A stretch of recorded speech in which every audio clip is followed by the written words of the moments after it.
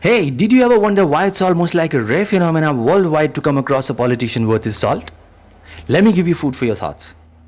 If you wish to fly an aircraft professionally, you will have to find yourself a flying institute and get enrolled in it, where you'll be given rigorous training by the true McCoy of this trade till you learn the art of flying to its perfection.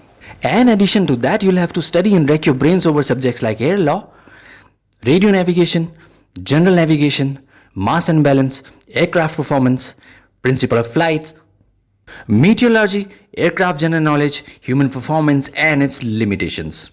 Even after so much of a hard work, you will not find yourself sitting in the cockpit of a Boeing carrying 350 people from Delhi to Paris.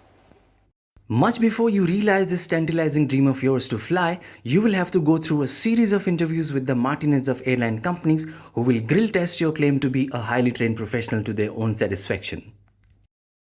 Then and then only you'll be allowed to enter the cockpit and sit in a co-pilot's chair next to a senior pilot with hundreds and hundreds hours of flying experience. And you will not be allowed to touch anything on the control panel independently till you prove yourself of being worthy to lay your hands on a joystick. Similarly, every profession on this planet demands a candidate to be sufficiently qualified and trained in his or her given job profile. However, there is one exception to this rule. If you're an aspiring politician, you don't require any kind of qualification whatsoever to call yourself that, surprisingly. Therefore, sadly, we don't have institute and education system that would churn out trained politicians to make smart heads of state and ministers. Consequently, politics is largely teeming with the bands of contract mafia that keep on plotting and conniving against one another to win a tenure of 5 years for their own benefits. This vacuum of political and administrative illiteracy led the societies to disaster, especially in subcontinental countries. In some of these subcontinental countries, you will find astonishingly questionable candidates sitting on the highest positions of decision making and curating policies.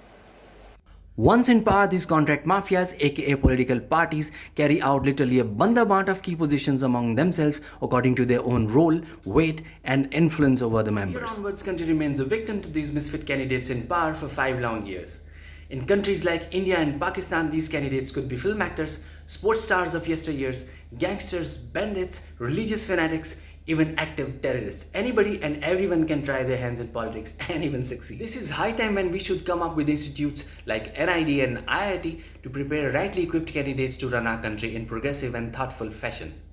And to put a lid on a lottery system where one times agricultural minister gets a portfolio of defense ministry with no aptitude for diplomacy and strategy making. Imagine during this pandemic, if our state ministers or health ministers had studied disaster management, we wouldn't have lost so many valuable lives on the street like we did.